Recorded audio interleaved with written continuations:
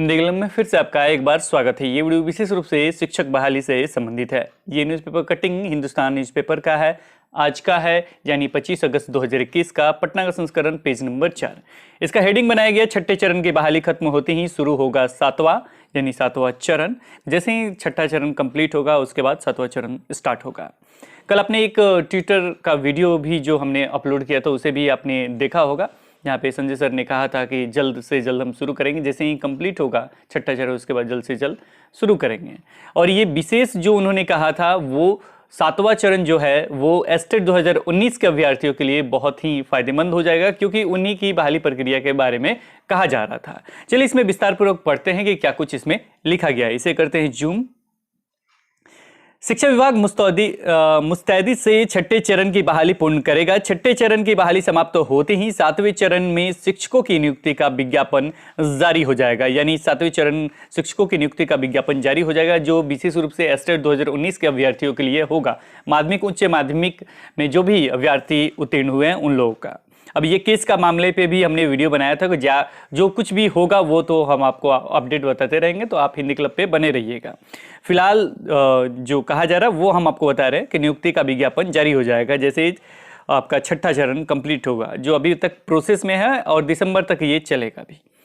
उम्मीद की जा रही है कि नई नियुक्ति की प्रक्रिया ऑनलाइन हो और राज्य स्तर पर ही आवेदन जमा कराया जाए। इसके बारे में पहले भी संजय सर ने ट्वीट करके बताया है कि ऑनलाइन होगा और सेंट्रलाइज तरीके से होगा, कि ये बहुत ही लाभकारी होगा जो भी अभ्यर्थी एस्टेट उत्तीर्ण है उन लोगों के लिए।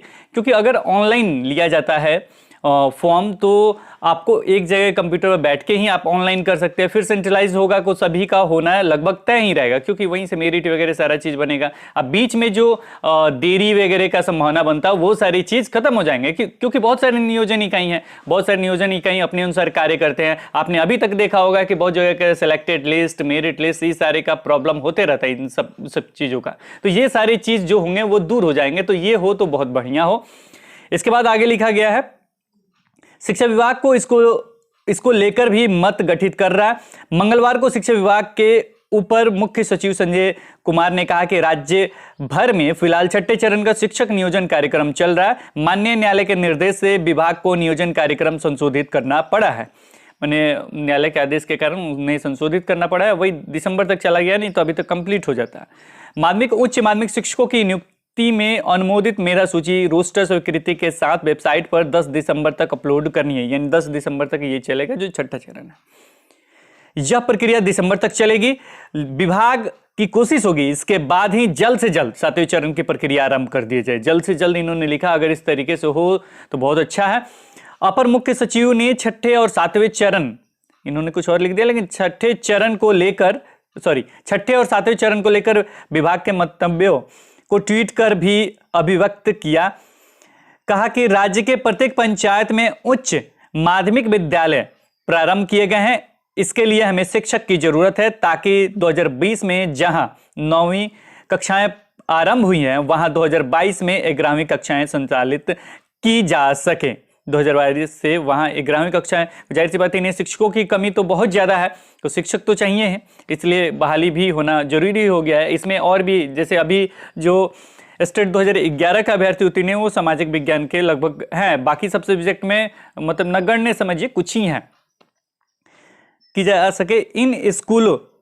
इन स्कूलों के लिए विद्यालयवार प्रधान द्वारा रिक्तियाँ आकलित की जा रही है। हम इन्हें इकट्ठा कर रोस्टर स्वीकृति कराएंगे। छठे चरण में किसी भी कारण से कहीं पद रिक्त रह जाते हैं तो वे पद सातवें चरण की नियुक्ति में जुड़ जाएंगे। श्री कुमार ने बताया कि छठे चरण में 30 जून 2019 तक की रिक्ति को लिया गया है। उसके बाद के 2 साल में जो पद खाली हुए उन्हें भी सातवें चरण की शिक्षक नियुक्ति में जोड़ा जाएगा। तो इस तरीके से देखा जाए तो रिक्ति की कमी तो हमें नहीं दिखती है, क्योंकि जो बचेगा वो भी जुटेगा।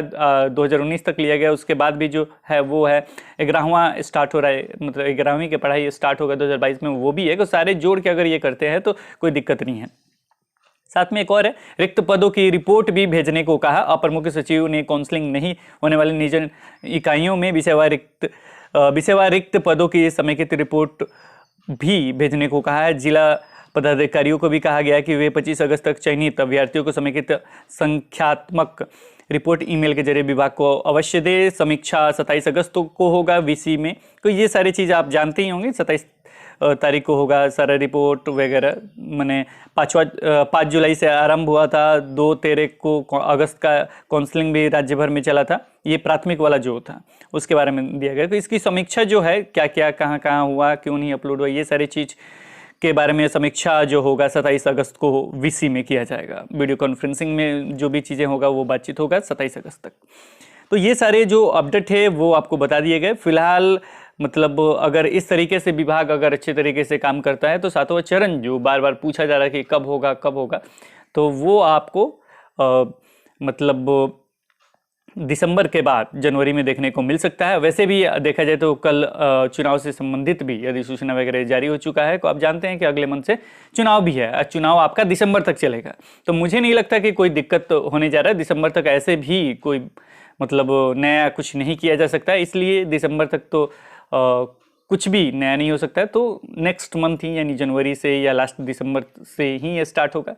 तो अगर विभाग अच्छे तरीके से काम करता है और जिस तरीके से अधिसूचना जारी किया गया है कि 10 दिसंबर तक ये कंप्लीट हो जाएगा, तो कंप्लीट अगर वो कर लेते हैं और 7वां चरण का नोटिफिकेशन निकाल देते हैं तो ये गुड न्यूज़ होगा एस्टेट 2019 अभ्यर्थियों के लिए। फिलहाल इस वीडियो में इतना ही, फिर मिलते हैं एक नई वीडियो के साथ। तब तक देखते रहें बने रहें हिंदी क्लब पे। धन्यवाद, बाय बाय।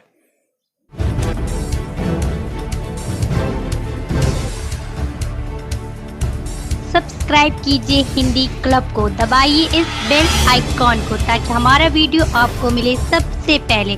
शेयर करें अपने दोस्तों के साथ ताकि वो भी इसका लाभ उठा सके। ये सब बिल्कुल फ्री है।